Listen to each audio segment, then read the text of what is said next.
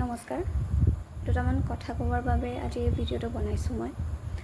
আচলতে কিছুমান কথা ক'বলৈ মন গৈ থাকে, আমি অনুভৱ কৰি থাকোঁ কিন্তু ক'ব নোৱাৰোঁ।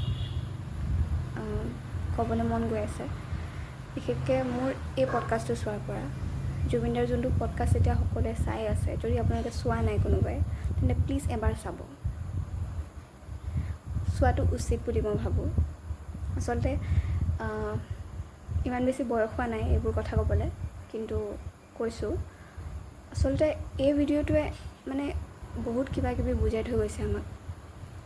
মই এই ভিডিঅ'টো চোৱাৰ পৰা একদম সেই কথাটোতে লাগি আছোঁ যে জুবিন দা সঁচাকৈ এজন ভগৱান।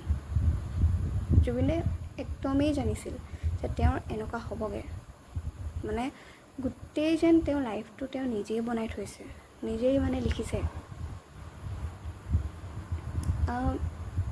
তেওঁ ইমান ধুনীয়াকৈ পডকাষ্টটোত কৈছে, একদম নম্ৰ, একদম মানে শান্তভাৱে, যেন বহুতখিনি দুখ সোমাই আছে মনত, যেন একদম কওঁ কওঁ লাগি আছে কথাবোৰ।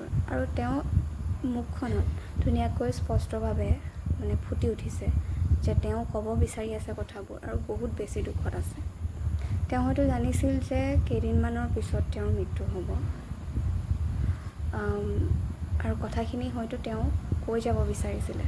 ৰীতা চৌধুৰী বাইদেৱে যিদৰে সুধি আছিলে কথাবোৰ, তেওঁ গোটেই কথাখিনি যিদৰে ঘটনাবোৰ ঘটি আছে তেওঁৰ লগত বা ঘটি গ'ল, গোটেইখিনি কথাই তেওঁ পডকাষ্টটোত কৈ গৈছে। এই পডকাষ্টটোৰ পৰা আমি বহুত কথা বুজিব পাৰিম। লাষ্টৰ যোনখিনি কথা কৈছে ইয়াত চুই যাব। যদি আপোনালোকে ভিডিঅ'টো চোৱা নাই, প্লিজ চাব। একদম বুজিব পাৰিব কিমান দুখত আছিলে জুবিন দা, কিমান বেছি মানে তেওঁ মানসিকভাৱে হওক বা শাৰীৰিকভাৱে একদম কষ্ট পাই আছিলে। আৰু জুবিন দাই ন্যায় পোৱাটো আমি সকলোৱে বিচাৰোঁ। যদি ন্যায় নাপায় তেন্তে আৰু বেলেগেও যে এনেকুৱা ঘটনাত ন্যায় পাব, সেইটো আমি আশা কৰিব নোৱাৰিম। অতি সোনকালে জুবিন দাই ন্যায় পাব লাগে, দোষীয়ে শাস্তি পাব লাগে। এয়াই অসম চৰকাৰক অনুৰোধ মোৰ ফালৰ পৰা, আমাৰ সকলোৰে ফালৰ পৰা।